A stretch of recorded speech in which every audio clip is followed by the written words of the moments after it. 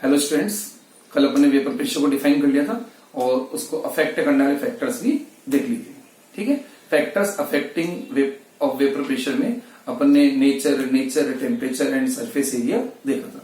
Surface area depend, vapour pressure surface area पे depend नहीं करता है, ये हमने देख लिया था। अब इसमें जो इंपॉर्टेंट फैक्टर है वो है नेचर ऑफ सॉल्यूट का। नेचर ऑफ सॉल्यूट कल हमने देखा था कि अगर नॉन वॉलेटाइल सॉल्यूट ऐड करते हैं तो vapour pressure of the solvent या सॉल्यूशन का बोले क्या होता है, डिक्रीज हो जाता है। और अगर मोर वॉलेटाइल सॉल्यूट ऐड करते हैं तो वो इंक्रीज हो जाता है। तो कल हमने ये समझ लिया था कि डिक्रीज क्यों हो जाता है, इंक्रीज क्यों हो जाता है, ये तो हमने समझ लिया था। अब हमको नेक्स्ट जो यहाँ पे काम करना है वो ये करना है कि कम ज्यादा ये तो हो रहा है, ये तो समझ में आ रहा है कि कम हो रहा है ज्यादा हो रहा है, वो तो हमको समझ में आ गया। बट हमको ये देखना है कि कितना कम हुआ, कितना इंक्रीज हुआ, कितना डिक्रीज हुआ, यानी कि क्वांटिटेटिवली वो कितना डिक्रीज हो जाता है, कितना इंक्रीज हो जाता है on dissolving a non volatile और वॉलेटाइल सॉल्यूट। आ रही बात समझ कि किस तरह से कितना न्यूमेरिकली वो कितना कम या कितना ज्यादा होगा वो हमको कैलकुलेट करना है। ठीक है, तो उसको कैलकुलेट करने के लिए साइंटिस्ट एक राउट्स जो साइंटिस्ट है उन्होंने अपने एक लॉ दिया है, तो अपन को वही देखना है। तो आज का टॉपिक अपना क्या है, आज का टॉपिक है अपना राउट्स लॉ। राउट्स लॉ, ठीक है। तो राउट्स लॉ क्या बता रहा है, राउट्स लॉ से हमको क्या पता चलेगा, राउट्स लॉ से पता चलेगा कि जो वेपर प्रेशर सॉल्यूट को ऐड करने से कितना डिक्रीज है, कितना इंक्रीज हो रहा है, वो कैलकुलेट कर पाएंगे। ठीक है, तो देखते हैं routes law of vapour pressure. Routes law of vapour pressure, routes law of vapour pressure से रिलेटेड राउट्स लॉ। ठीक है, अब सबसे पहले अपन इसका स्टेटमेंट देखते हैं, फिर अपन इसको समझेंगे। ठीक है, तो फर्स्ट ऑफ ऑल इसका स्टेटमेंट क्या है, स्टेटमेंट ये है, eight constant temperature, eight constant temperature, at constant temperature the vapor pressure, the partial vapor pressure, थोड़ा partial बोलेंगे तो और ठीक रहेगा, partial vapor pressure, अभी आगे अपन समझ लेंगे क्यों partial बोल रहे हैं ना। the partial vapor pressure of a volatile component, of a volatile component, एक वॉलेटाइल कंपोनेंट का partial vapour pressure over the solution, over या अबव भी बोल सकते हैं, above the solution, over the solution is directly proportional to its mole fraction in a liquid phase, mole fraction in the solution, mole fraction in the solution. ये statement है क्या, at constant temperature. जो pressure की बात कर रहे हैं, pressure की स्टडी कर रहे हैं, तो टेम्परेचर क्या करेंगे, कांस्टेंट। वैसे ही वेपर प्रेशर कांस्टेंट टेम्परेचर पे ही मेजर किया जाता है। तो कांस्टेंट टेम्परेचर पे partial vapour pressure of a volatile component का पार्शियल वेपर प्रेशर जो सॉल्यूशन के ऊपर बन रहा है over the solution is directly proportional to its mole fraction in the solution. आ रही है बात समझ में। ठीक है, अब इसको समझना है हमको, प्रैक्टिकली हमको इसका मीनिंग समझना है, कैसे ये स्टेटमेंट आया ये हमको समझना है। ठीक है, आओ देखो समझते हैं। इसके लिए अपन एक सॉल्यूशन का एग्जांपल ले लेते हैं जिसमें दोनों ही हमारे कंपोनेंट जो सॉलिड और सॉल्वेंट है दोनों ही लिक्विड है और दोनों ही वॉलेटाइल लिक्विड है। ठीक है, ये लो फॉर एग्जाम्पल अपन ने मान लीजिए कोई सॉल्यूशन ले लिए। ठीक है, इस सॉल्यूशन में दो कंपोनेंट अपन ले लेते हैं, दोनों ही लिक्विड हैं, सॉल्यूट सॉल्वेंट दोनों ही लिक्विड है। ठीक है, सॉल्वेंट है ना, आप चाहो तो वाटर ले सकते हो, सॉल्वेंट जैसे कि वाटर ले लिया, उसको अपन ए से डिनोट करेंगे है ना।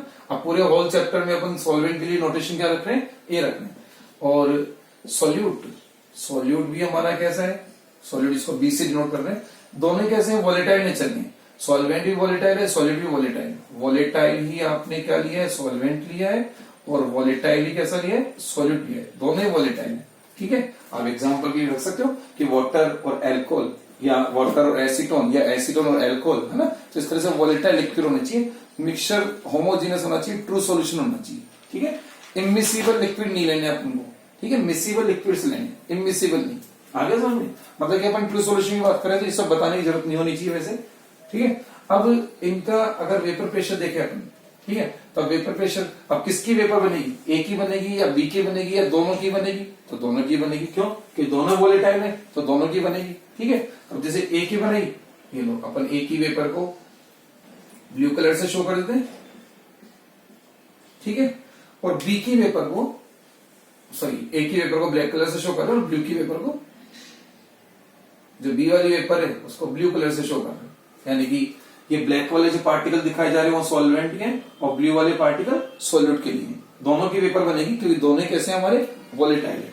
अब दोनों की वेपर है तो दोनों अपना अपना प्रेशर भी एक्सर्ट करेंगे, है ना, ये भी प्रेशर एक्सर्ट करेगा, ये भी प्रेशर एक्सर्ट करेगा, सब प्रेशर एक्सर्ट करेंगे। अब बात यह है कि दोनों में से किसका वेपर प्रेशर ज्यादा आएगा, ए का ज्यादा आएगा या बी का ज्यादा आएगा। तो बताएगा कि जिसका मोल फ्रैक्शन, जिसका यहाँ इन द सॉल्यूशन मोल फ्रैक्शन ज्यादा होंगे, जिसकी क्वांटिटी अंदर ज्यादा होगी, उसी के बाहर वेपर भी ज्यादा बनेगी। ठीक है। तो यही लोग बोला गया कि वेपर प्रेशर, है ना। अब पार्शियल क्यों बोला गया वो भी अपन को समझ में आ जाएगा। पार्शियल टर्म कब यूज करते हैं, प्रेशर जब भी आप पार्शियल प्रेशर टर्म कब यूज करते हो, जब मिक्सचर में किसी इंडिविजुअल कंपोनेंट का प्रेशर बोला जाता है तो पार्शियल की टर्म से बोले जाते हैं। आ रही बात समझ, मिक्सचर में किसी इंडिविजुअल गैस का प्रेशर, इंडिविजुअल वेपर का प्रेशर पार्शियल की टर्म्स में एक्सप्रेस किया जाता है।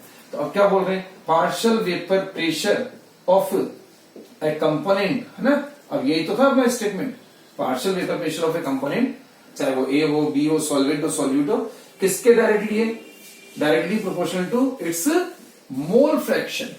किसके डायरेक्टली है, मोल फ्रैक्शन के डायरेक्टली है, जो इन द सॉल्यूशन यानी कि एक्स ए या एक्स बी। ठीक है, हमने देख लिया था कि इन द सॉल्यूशन जो मोल फ्रैक्शन होते हैं उनको अपन एक्स से डिनोट करते हैं, और जो अबोव द वेपर फेज में जो मोल फ्रैक्शन होंगे उनको हम वाई से डिनोट करेंगे। ठीक है। तो अभी ये कौन सा है, इन the solution, mole fraction in the solution है। ठीक है। तो इन द लिक्विड या इन द सॉल्यूशन, सॉल्यूशन के लिए कौन से हैं ये, एक्स ए एक्स बी। ठीक है। वेपर फेज में भी मोल फ्रैक्शन है ना, अपन उनको भी डिनोट कर देते हैं। वेपर फेज के जो मोल फ्रैक्शन है, तो ब्लैक वालों के जो मोल फ्रैक्शन है वेपर फेज की यानी सॉल्वेंट के, तो उसको डिनोट करेंगे वाई ए, है ना। वेपर फेज के लिए वाई का सिंबल यूज किया था, और इसी तरह से बी जो है सॉल्यूट के, उसके लिए यूज करेंगे वाई बी। तो वाई ए और वाई बी क्या है यहाँ पे, वाई ए वाई बी, ए और बी के मोल फ्रैक्शन है इन द वेपर फेज। ठीक है, वेपर फेज है मोल फ्रैक्शन। एक्स ए एक्स बी क्या है, ये लिक्विड फेज है मोल फ्रैक्शन है। तो अब जो वेपर यहाँ पे बनेगी वो किस पर डिपेंड करेगी, एक्स ए एक्स बी पे या वाई ए वाई बी पे। वाई ए वाई बी तो जो वेपर है उसका फ्रैक्शन है, तो डिपेंड किससे कर रही है, ये वेपर आ कहां से रही है, अंदर से आ रही है, सॉल्यूशन से आ रही है। तो अब यहां जिसका कंपोनेंट ज्यादा होगा उसी के बाहर वेपर भी ज्यादा बनेगी। बस तो यही लो है अपना क्या, कि partial vapour pressure of a component of a volatile component is directly proportional to its mole fraction. जितना आप अंदर लोगे, सिंपल सी बात है, जितना आप जिसका कंपोनेंट ज्यादा लोगे उसी के बाहर वेपर ज्यादा बनेगी, उसी का वेपर प्रेशर भी ज्यादा आएगा। आगे बात समझ में, ये था अपना रॉल्स लॉ का स्टेटमेंट और उसको अपन ने समझा। बात समझ में आई कि नहीं, तो एक बार फिर से मैं स्टेटमेंट को बोलता हूँ। क्या था statement, at a constant temperature the partial vapour pressure of a component is directly proportional to its mole fraction in the solution. यहां जो ज्यादा लोगे कंपोनेंट, उसी के बाहर वेपर भी ज्यादा बनेगा। कंपोनेंट हमारे दोनों कैसे, वोलेटाइल लिक्विड है। आगे बात समझ में, ये था।